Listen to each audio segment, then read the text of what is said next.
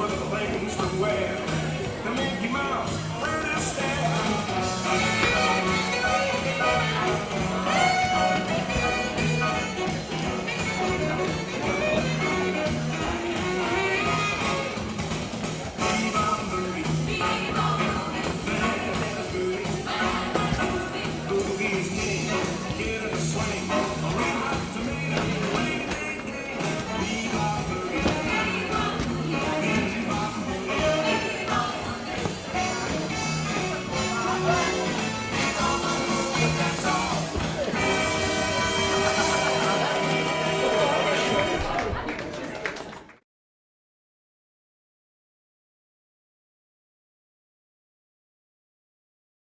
We came down here quite by chance this morning, just for a walk along the shore, and we heard an air raid siren, and fear went right into our hearts immediately, and we rushed round here, saw the military vehicles and thought, we've been invaded, so we better go and see what's happening. So here we are in here to look round, and I'm quite interested to notice a compass over there, a marching compass, and as a teenager I had one of those, bought as a military surplus.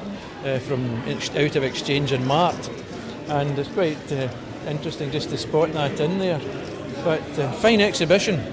Thanks very much for going to the trouble of coming to put it on. Okay. Homemade one, and Home Guard would use engineering shops, and they'd make their own bombs. So they'd go to the mines, get the TNT, fuse. That was actually fuse. Yeah, they lit the fuse and threw it. So, and that was stuff that they made themselves. And the jam pot grenade, which was really just a jam pot. Again, they went to the mines, they put a core of explosives in and dropped bits of metal around the end there, and it was exactly the same. And then the government thought it was a cheap idea, so they were creating. They were very good at improvising weapons and that, because a lot of the Home Guard were engineers, draftsmen. The Home Guard originally, it was given to the major forces first, and they found it was wrong because the drum barrel clacked when it was moving, so they gave it back to the Home Guard. And then the Americans came across and said, well, we've got the stick magazines for it. But that time it was integrated in the Home Guard. So the next batch that came along went to the commandos, special boat crews and special forces. So what are you feeling when you look at all of this? Well, I suppose some memories, but horror. Horror? No. How long were you in the service? When the war started, 39 to the end. Oh my goodness, I bet you have some stories to tell. I bet you have some stories to tell. No, not really. Okay. What is going on this morning? We are the blokes from the Netherlands. And number 2 Dutch commando was formed over here in Troon. And they have been here for about 3 months for some exercises. And we have some display of the things the soldiers were wearing and using. And the British commandos wearing a green lanyard. And because we are from the Netherlands, we are receiving the orange one. So you can see the difference. And we have also the same marks as the other commandos has. Only we have the Dutch lion on the sleeves. And we have a Dutch lion on the beret. And it's a little bit different from the Belgian, because you have also the Belgian commandos. And for later in the war, we were wearing this kind of smocks, the same as the paratroopers has. And a very special thing the commandos was giving when they have the exercises was done and they received the green beret. They also received the Fairbairn Sykes. And you have different kinds. This is the nicest one. And later in the war they were black, because in the dark everybody could see the knife. And it was not, I think, that was necessary. Yes, it is very sharp. You, as commando, you get a special training for taking out the enemy in a very silent way, and at the quickest way. So it's not a pleasant knife. It is made for killing. One rampant. On a brass back there. When you were at airborne troops, you get also the Fairbairn Sykes, and the commandos and Royal Marines had also the Fairbairn Sykes. And later in the war we have a different package. You have the small package one over here with all the gearing. Everybody has this gear with him. So there is you call it, this is the housewife, because there are some tools in it to polish your brass, and you can for your food, and you have here also the tin for the soap, who's also in there. So this is called a housewife. We have some packets over here. This is the ration for emergency with the biscuits in. And you had also cans with meat and boxes with tea in it. So here you can see the housewife as it is. With needles and a pinch in it. The shaving one is from Gillette. You can open it like this and then you can shave yourself like with no blisters. And, you have two kinds of shovels. One is with metal ends, and we have also one without this one. And on this one you can put a bayonet on. Like this, so you can fight when you're unarmed. You can fight with this. This is very special. I'll leave it. And the gas mask is over here. Most of the time.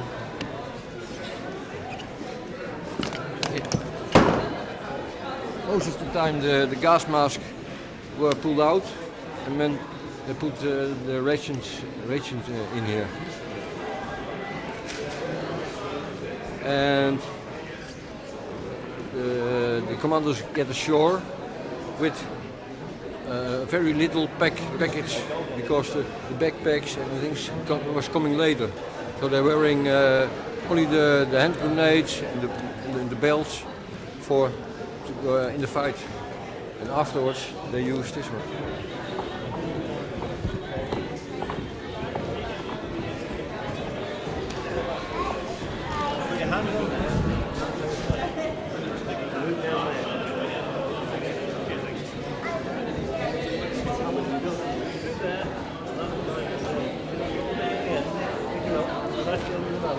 This is the 1940s home front.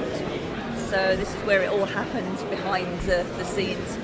That's your food rationing for one person for a week. That's your basic allowance. Obviously there's a load of other things that supplemented it, but that's your basics. The rest of it is just as a 1940s house would look. Trying to put it all together. The clothing's all original. CC41, most of it, which is your original civilian clothing, utility mark, and it's all authentic. The rest of the display is civil defence. That's your air raid warden, Hodges in Dad's army, that sort of thing. And that's the gas masks and the accessories that go with it. So that's it. 1940s home front.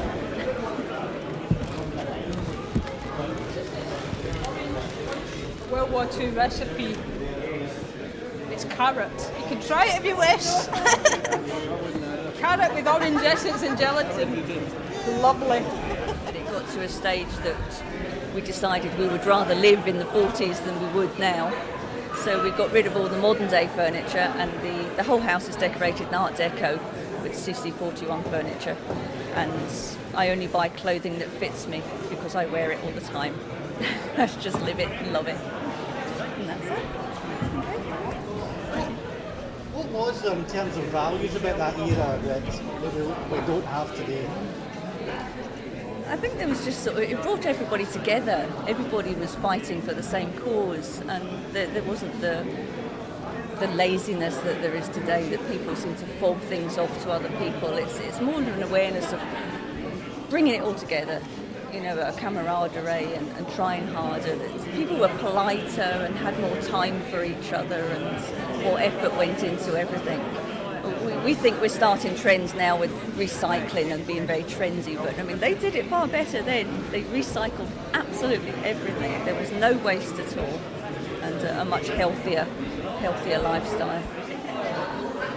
To some respects, we're at war today now, with our army still fighting in Iraq and Afghanistan. Do you feel that they have the same support and that same affection by the British public? No, I don't. I think it feels like it's at a distance, isn't it? Back in the 40s, it hit the home more because obviously there were more soldiers went out, there were more families involved, whereas now it's more of a career choice. The men will decide if they want to join the forces and go away, whereas in the 40s you didn't have the choice, and it involved everybody. And the people that aren't involved with somebody in the forces now possibly just doesn't think that there's a war going on, and they're not committed to helping the forces over there. But Help for Heroes is a good cause, and I think a lot more people should become aware of it. My name's David Gardner. I'm the Help for Heroes coordinator for Ayrshire. Help for Heroes started in October 2007. Since October 2007 we've been raising approximately £1 million per month for various projects, one being Headley Court down south and the other for Hollybush House, which is local to us, for combat stress. The charity started with a rugby match at Twickenham, and hence the reason for most of the software being, the merchandise is mostly rugby tops. This is Hero.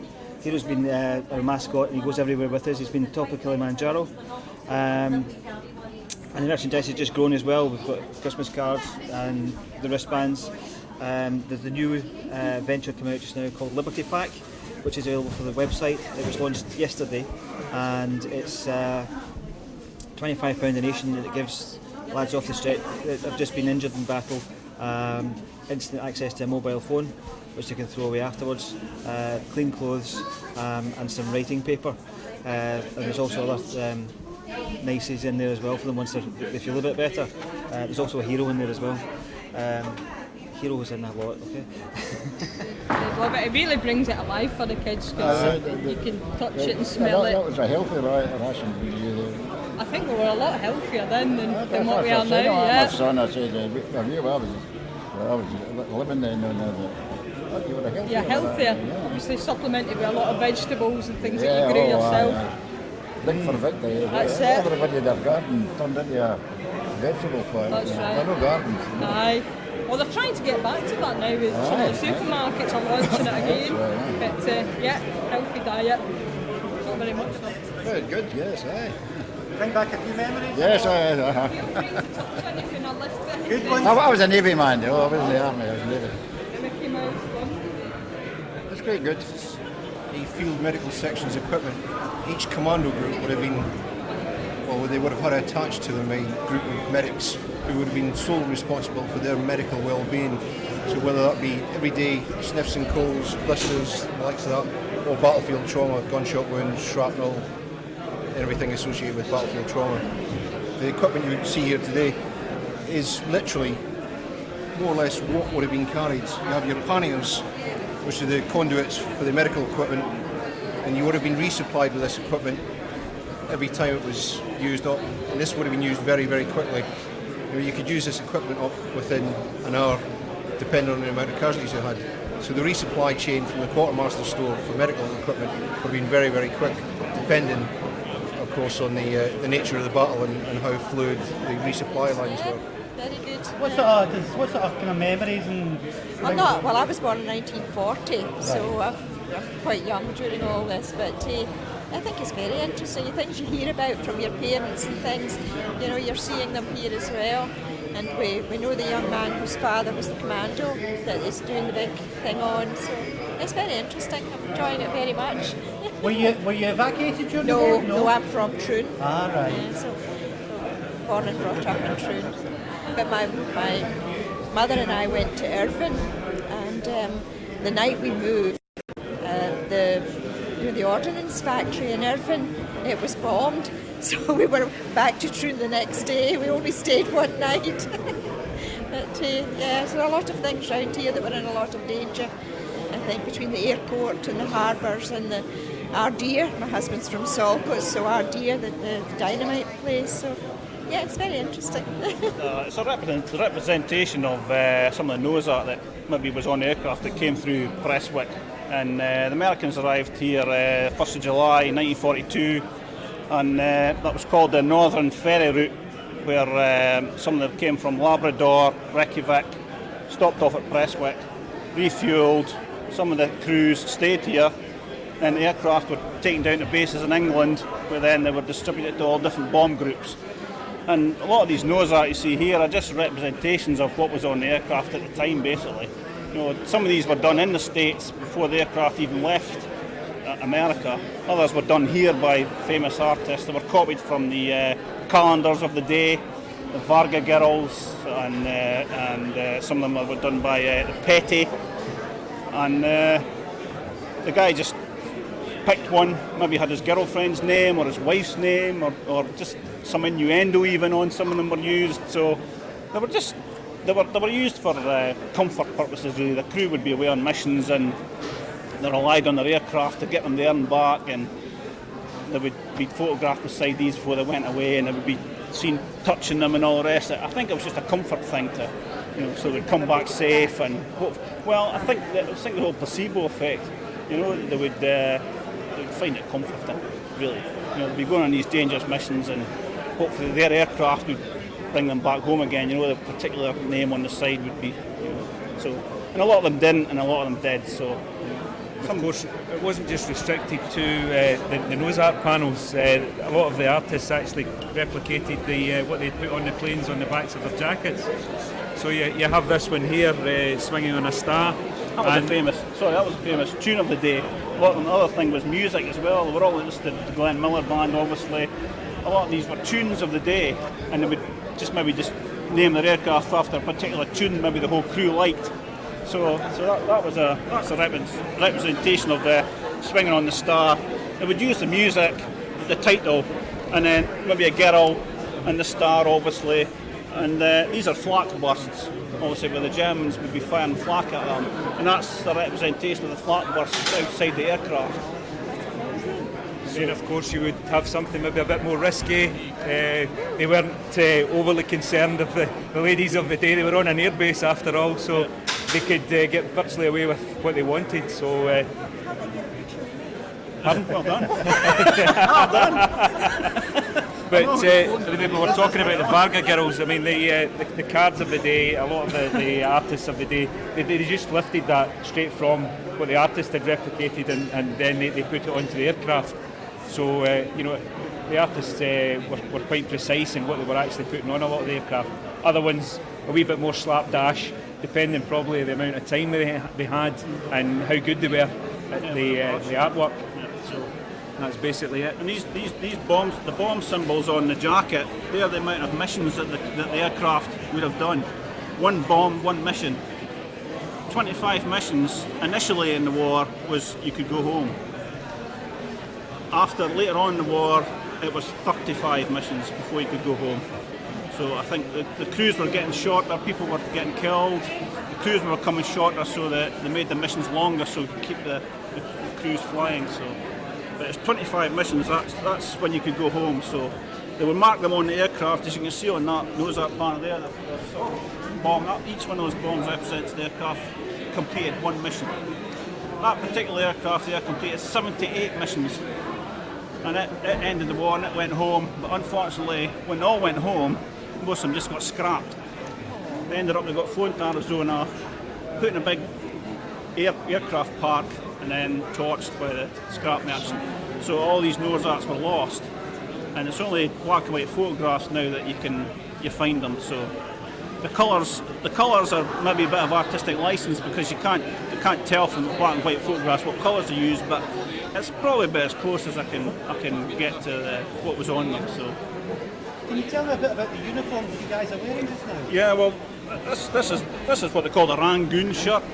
It was just a basically green shirt with our pilot's wings on the breast here. That was your flying wings when you were commissioned, and the double bar, that's a captain's double bars. So this chap would have been a captain in the 8th Air Force. There were 16 branches of the Air Force, ranging from the first division right up to the 20th division, but it didn't run in consecutive. Obviously, it was the 5th up to the 16th, and then there was the 20th after that, I think. Yeah, sorry. So and basically just this ordinary trousers, shoes. When you were flying, you would wear When you were flying, you would have had these on. Obviously, for the cold weather, they were fur lined with pockets for maps, etc., etc. Zips up the side.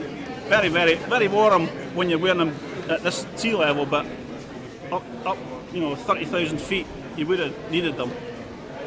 Then on your feet, these were over boots. Your feet didn't actually go into these. You would put your shoe in here as well. So there'd be enough room. These are a small size. Obviously the chaps at that size, at that day and age, their feet were a bit smaller than ours, so they could manage to get a shoe in there as well. But again, fur lined, very, very warm, and a rubberised sole, because a lot of the airfields were extremely muddy. So a lot of these boots were actually, the ground crews actually used to pinch them, and they would wear them because they were waterproof, and obviously, as you can see, they would be great for mud, etc. So that's what they want. We had this piece of equipment, obviously. You could go over your head like so, and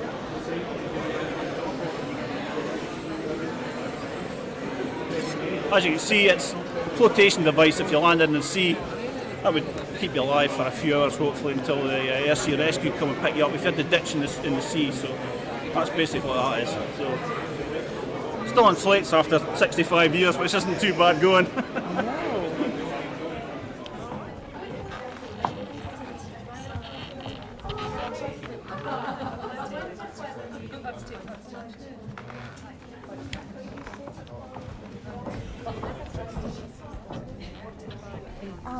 What do you feel about this nostalgia weekend?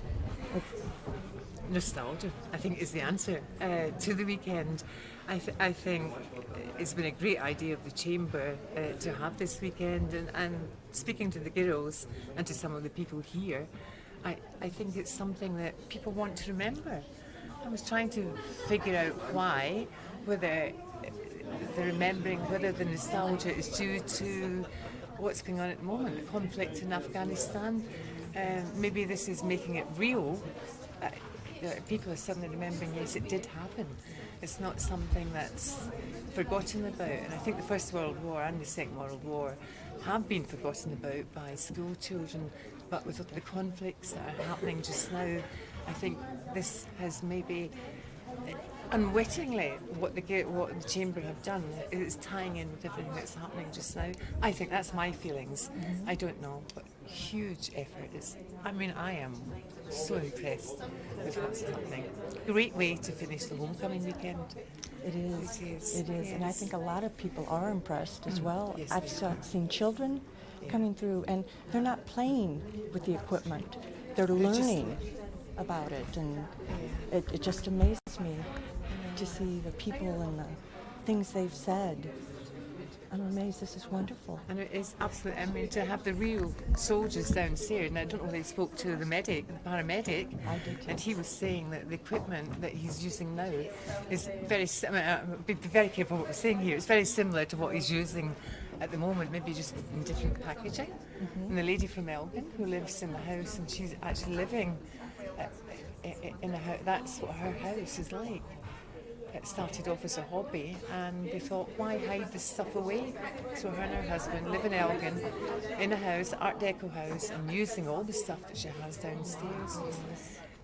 No, I'm well impressed. I think it's really taken off. That's wonderful. Now, this is unique to South Ayrshire, and in fact, indeed to Scotland, so it's quite a feather in your cap. Yes, I think it is. We're actually very unique in South Ayrshire. But I think in this case, I have to say, it is the Chamber of Commerce who have really, it was their idea, and they have promoted and pushed. And I mean, tonight, this nostalgic concert is actually going to be something, I think. And I've already been given into trouble for not dressing up at this moment in the right era. So I'll be going home and really scouring my wardrobe so that I look as if I've made the effort tonight. So I'm looking forward to it. But no, it is unique. Thank you very much. Yeah, you're very welcome. It's made of rubber foam, and it's called a salmon split. There's a creamer split. We have salmon splits now. It's the same thing. It's a lovely exhibition that the children have done of the part about evacuees. It was after the Clydebank Blitz that I went from my school, which was Hillhead High School in Glasgow, to Glen Eagles in Perthshire. And we stayed with a lady and gentleman in what was called Green Gables Cottage, which belonged to, actually, he was the chauffeur and gamekeeper to one of the big houses at Glen Eagles. And I went to what was then Tullybarden School in Perthshire. There was quite a few of us. And I'm still in touch with one school friend from these days. We still see each other now and again. But it just brings back memories. I had a nostalgic visit not so long ago. My son-in-law took me back to that area of Perthshire, and I actually saw Caledonian Crescent where I'd stayed, but we had a job finding the school because it's not a school anymore. We had quite a difficulty finding it, but that was really all. It just brings it all back. It was just after the Blitz. Some people kind of like mixed experience. Some, the people who stayed with were nice, and some were. So how was what were your family? Were they nice people? Oh yes, it was just a couple I was with, along with one of my another girl from my school. Two of us in the one house, and there was two boys in the big. They went into the big house, and other friends stayed in another sort of farm cottage, not all that far away. But on the whole, it was pleasant memories. Very you must pleasant. have missed your parents while you were away. Hmm? You must have missed your family while you were away. Yes. That was really, basically, eventually I went home. I didn't wait till the end of the war or anything like that. We went home. Eventually I was finished getting towards what was now primary 7, qualifying as it was then, and I came back home to my own school for that, back home.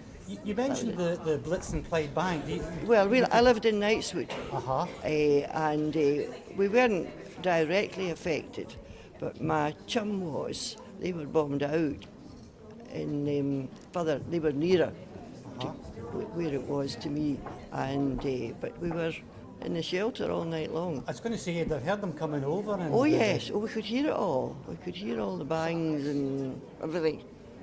We could hear it all. Scary? Yes, well it was. I was just a child, but at that point we didn't have an air raid shelter. They came after all that, as usual. We were under the table in the living room. That's where we were. Mother and father and I and my older cousin. But we survived it, but it was an experience. Have you visited the exhibition downstairs yet? Yes, I was round there. Isn't that amazing? It's amazing. It's funny. Funny to see that gas mask. Can't believe I carried that about with me. Silly wee box. There, that was really just about all. But the children have made a beautiful job of all their work here. It's really lovely. Nice to see. Thank you very much for your time. Thank you, Megan. Thank you. You're going to go from here to Glasgow, and you're going to get on a boat and you're going to go to America. That's going to take you 6 days. Then you're going to get on a train then you're going to go to the other side of America, okay? And you're not going to see your mum until you're 56. No, because your mum's house got bombed and she moved away, and the people didn't know where she moved from. So when the welfare people tried to get you back, they left you in America. And the next time you see your mum's name is when you went on the internet and you happened to see your mum's name on the internet and you emailed her and she told you you've come over to see her. So you won't see her for another 50 years. Yeah, now we went away to... You went away to London, no, in Wales.